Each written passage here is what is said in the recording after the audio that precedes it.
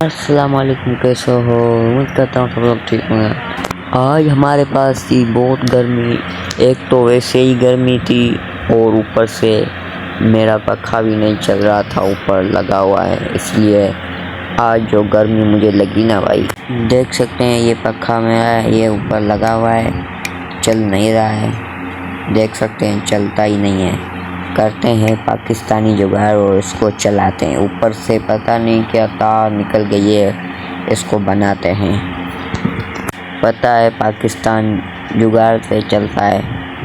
उसके लिए हमें ये दोनों चीज़ें चाहिए जो हमारे पास पड़ी हुई हैं, अभी बनाते हैं।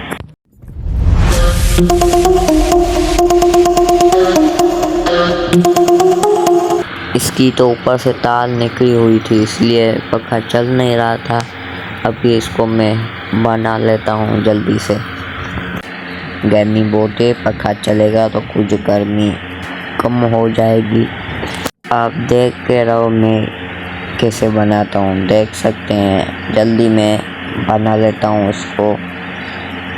जब तक मैं ये पंखा बना रहा हूँ तब तक इस वीडियो को लाइक कर देना, क्योंकि आपके लिए मैं रोज़ मेहनत से बनाता हूँ। तार मैंने लगा दी है, अब चलाने की बारी है। देख सकते हैं पंखा चल रहा है, बड़ा अच्छा चल रहा है। स्पीड है बहुत इस पंखे में।